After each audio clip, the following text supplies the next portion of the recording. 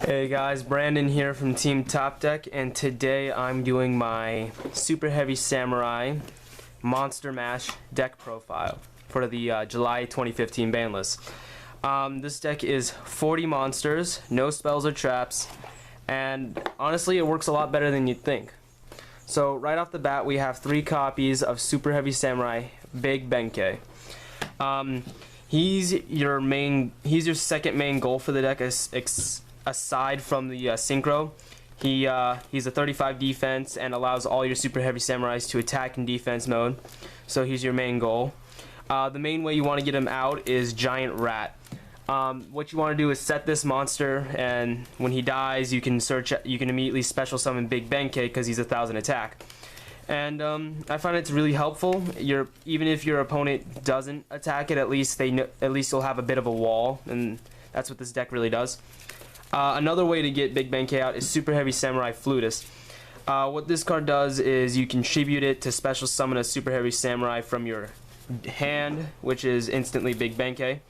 And it also has the plus effect of banishing from the graveyard to negate an effect that targets a Superheavy Samurai. So you're getting your Big Benkei out, and also you're making sure that you have an extra negate. Moving on, we have 3 copies of Superheavy Samurai Scales.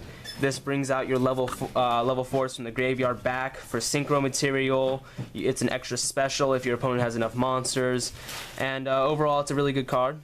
Moving on, we have Superheavy Samurai Trumpeter. This card has a lot of availability to it.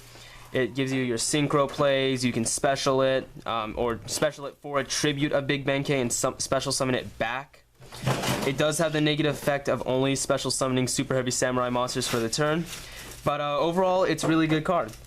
I play this over the Battle Ball mainly because the level 6 synchro hasn't been announced yet. I'm not quite sure, but if that ever comes out, Battle Ball will make its way into this deck. Then we have 2 copies of Super Heavy Samurai Blue Baller. I used to run 3, but it got a bit cloggy, so what your main goal is, all he does is a wall for you to let you sit until you can draw into your other cards. He won't die by battle, and for the most part he'll just sit there for the duel until you can synchro with him. Moving on to the equipped monsters, we have 3 copies of Soul Piercer. What happens a lot when this deck goes against other people, when they run into the wall, they'll just have all of their monsters in defense for protection, and this will let you do piercing damage, but it also has the second effect of searching out your Super Heavy Samurai cards, which will speed up your plays.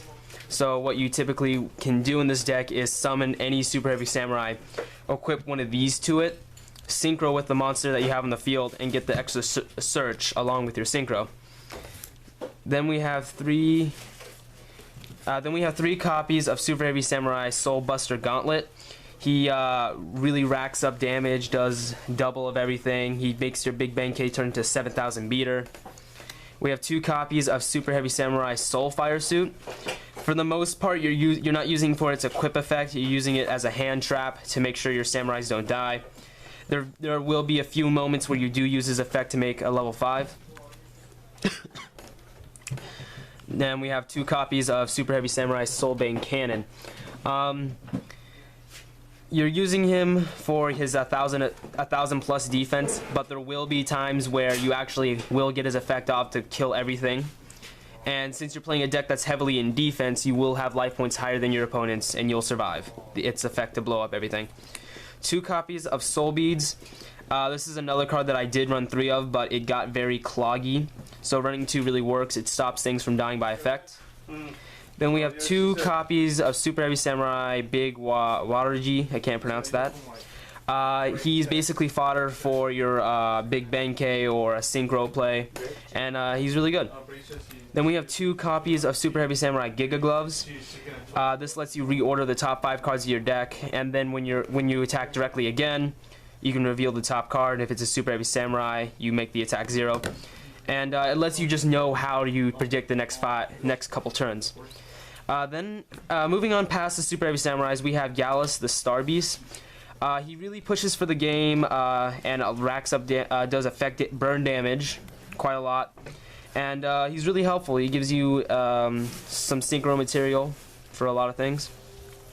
Then we have 2 copies of Battle Fader. I did run 3, but running 2 is a bit more efficient in the deck. Then we have 1 copy of Caius the Mega Monarch. That's mainly because your Battle Fader or something, or your Blue Brawler or something on the field, you get the tribute and you can banish a card which gets over certain pesky plays. Then we have 1 copy of Gen X Ali Birdman. I mainly use him for a lot of level 7 synchro plays. What you can do quite often is special summon one of these super heavy samurai cards, or special summon Gallus, which is really fun. Bounce Gallus back, special this, then do Gallus' effect again, giving you extra burn damage to push for the whole game. Moving on to the extra deck, we have 1 copy of Goyo Guardian. Goyo Guardian is, well, it's Goyo Guardian, so you just do Gallus with the Gen X Ali Birdman. You get a level 6. You can steal some cards. It's really helpful. Then we have 1 copy of Clearwing Synchro Dragon. You can do a lot of level 7 plays in this deck, and Synchro Dragon will cover you for a while in this game deck. Then we have a copy of Black Rose. If you find yourself in a position where you just can't get over Black Rose, like I said, I run 1 copy of Stardust. I ran him over other level 8s mainly because it's very easy to get out, and it'll again buy you time until you get Big Benkei or Susanoo on the field, which is really your goal of this deck. Then we have Gigantic Castle, Leo the Sacred Tree, because you make 10s a lot. Then we have 3 copies of the main card, Super Heavy Samurai Warlord Susanoo. You get the steal, since you run no spell or trap cards, this card will steal your opponent's spell and traps.